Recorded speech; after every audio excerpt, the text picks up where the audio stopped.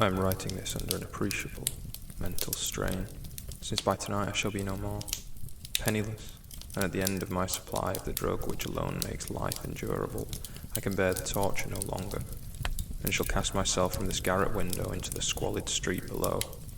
Do not think from my slavery to morphine that I am a weakling or a degenerate. When you have read these hastily scrawled pages, you may guess, though never fully realize, why it is that I must have forgetfulness or death. It was in one of the most open and least frequented parts of the broad Pacific that the packet of which I was supercargo fell a victim to the German sea raider. The Great War was, then, at its very beginning, and the ocean forces of the Hun had not completely sunk to their later degradation, so that our vessel was made a legitimate prize, whilst we of her crew were treated with all the fairness and consideration due us as naval prisoners. So liberal, indeed, was the discipline of our captors that 5 days after we were taken I managed to escape alone in a small boat with water and provisions for a good length of time. When I finally found myself adrift and free, I had but little idea of my surroundings. Never a competent navigator, I could only guess vaguely by the sun and stars that I was somewhat south of the equator. Of the longitude I knew nothing, and no island or coastline was in sight. The weather kept fair, and for uncounted days I drifted aimlessly beneath the scorching sun, waiting either for some passing ship or to be cast on the shores of some habitable land. But neither ship nor land appeared, and I began to despair in my solitude upon the heaving vastnesses of unbroken blue. The change happened whilst I slept. Its details I shall never know, for my slumber, though troubled and dream-infested, was continuous. When at last I awaked, it was to discover myself half sucked into a slimy expanse of hellish black mire which extended about me in monotonous undulations as far as I could see, and in which my boat lay grounded some distance away. Though one might imagine that my first sensation would be of wonder at so prodigious and unexpected a transformation of scenery, I was in reality more horrified than astonished, for there was in the air and in the rotting soil a sinister quality which chilled me to the very core. The region was putrid with carcasses of decaying fish, and of other less describable things which I saw protruding from the nasty mud of the unending plain. Perhaps I should not hope to convey in mere words the unutterable hideousness that can dwell in absolute silence and barren immensity. There was nothing within hearing, and nothing in sight save a vast reach of black slime, yet the very completeness of the stillness and the homogeneity of the landscape oppressed me with a nauseating fear. The sun was blazing down from a sky which seemed to me almost black in its cloudless cruelty, as though reflecting the inky marsh beneath my feet. As I crawled into the stranded boat, I realized that only one theory could explain my position. Through some unprecedented volcanic upheaval, a portion of the ocean floor must have been thrown to the surface, exposing regions which for innumerable millions of years had lain hidden under unfathomable watery depths. So great was the extent of the new land which had risen beneath me, that I could not detect the faintest noise of the surging ocean, strain my ears as I might, nor were there any seafowl to prey upon the dead things. For several hours I sat thinking of brooding in the boat, which lay upon its side and afforded a slight shade as the sun moved across the heavens. As the day progressed, the ground lost some of its stickiness, and seemed likely to dry sufficiently for travelling purposes in a short time.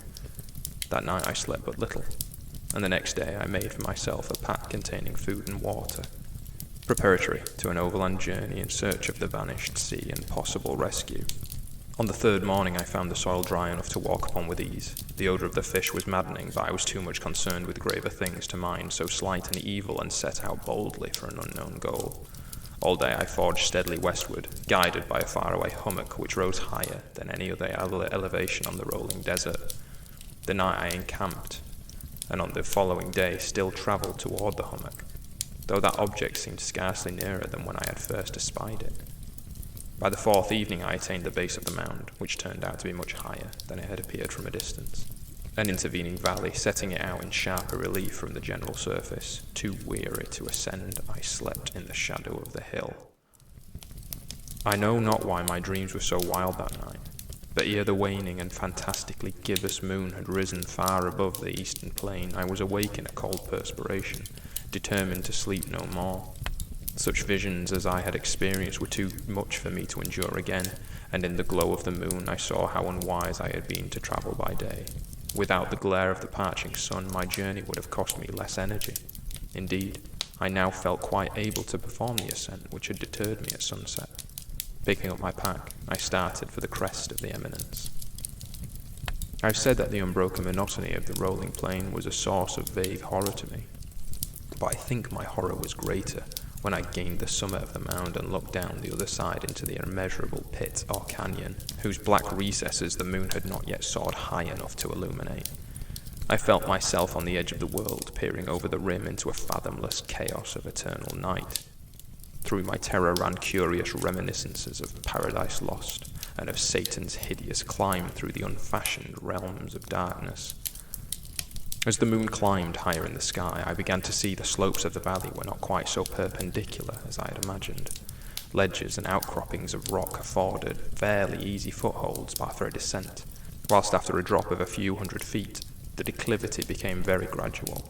Urged on by an impulse which I cannot definitely analyze, I scrambled with difficulty down the rocks and stood on the gentler slope beneath, gazing into Stygian deeps where no light had yet penetrated. All at once my attention was captured by a vast and singular object on the opposite slope, which rose steeply about 100 yards ahead of me, an object that gleamed whitely in the newly bestowed rays of the ascending moon. That it was merely a gigantic piece of stone, I soon assured myself, but I was conscious of a distinct impression that its contour and position were not altogether the work of nature. A closer scrutiny filled me with sensations I cannot express, for despite its enormous magnitude and its position in an abyss which had yawned at the bottom of the sea since the world was young, I perceived beyond a doubt that the strange object was a well-shaped monolith whose massive bulk had known the workmanship, and perhaps the worship, of living and thinking creatures. Dazed and frightened, yet not without a certain thrill of the scientist's or archaeologist's delight, I examined my surroundings more closely. The moon, now near the zenith, shone weirdly and vividly above the towering steeps that hemmed in the chasm, and revealed the fact that a far-flung body of water flowed at the bottom, winding out of sight in both directions and almost lapping my feet as I stood on the slope. Across the chasm, the wavelets washed the base of the cyclopean monolith, on whose surface I could now trace both inscriptions and crude sculptures. The writing was in a system of hieroglyphics unknown to me, and unlike anything I had ever seen in books, consisting for the most part of conventionalized aquatic symbols such as fishes, eels, octopi, crustaceans, mollusks, whales, and the like. Several characters obviously represented marine things which are unknown to the modern world, but whose decomposing forms I had observed on the ocean-risen plain. It was the pictorial carving, however, that did most to hold me spellbound. Plainly visible across the intervening water on account of their enormous size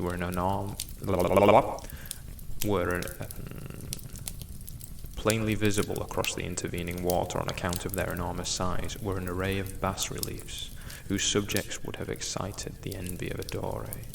I think that these things were supposed to depict men, at least a certain sort of men, though the creatures were shown disporting like fishes in the waters of some marine grotto or paying homage at some monolithic shrine which appeared to be under the waves as well.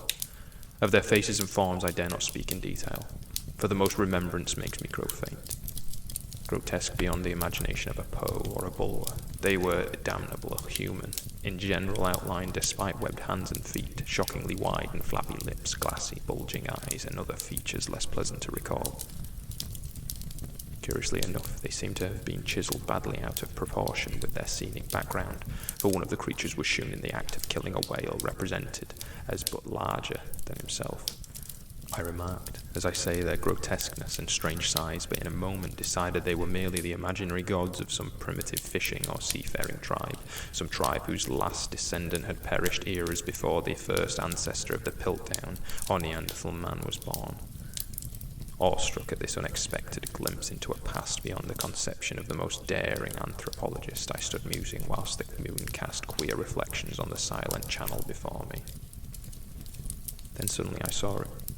With only a slight churning to mark its rise to the surface, the thing slid into view above the dark waters. Vast, Polyphemus-like, and loathsome, it darted like a stupendous monster of nightmares to the monolith about which it flung its gigantic scaly arms, the while it bowed its hideous head and gave vent to certain measured sounds. I think I went mad then. Of my frantic ascent of the slope and cliff and my delirious journey back to the stranded boat, I remember little. I believe I sang a great deal and laughed oddly when I was unable to sing. I have indistinct recollections of a great storm sometime after I reached the boat. At any rate, I know that I heard peals of thunder and other tones which nature utters only in her wildest moods. When I came out of the shadows, I was in a San Francisco hospital, brought here by the captain of the American ship which had picked up my boat in mid-ocean. In my delirium I had said much, but found that my words had been given scant attention.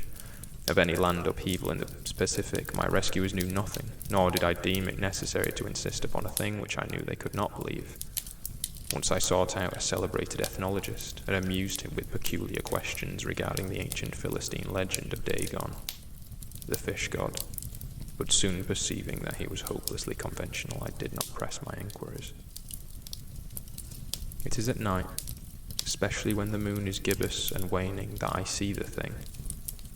I tried morphine, but the drug has given only transient surcease, and has drawn me into its clutches as a hopeless slave, so now I am to end it all.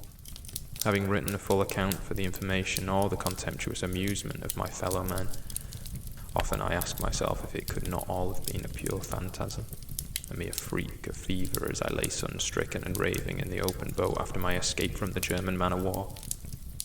This I ask myself, but ever does this come before me, a hideously vivid vision in a reply.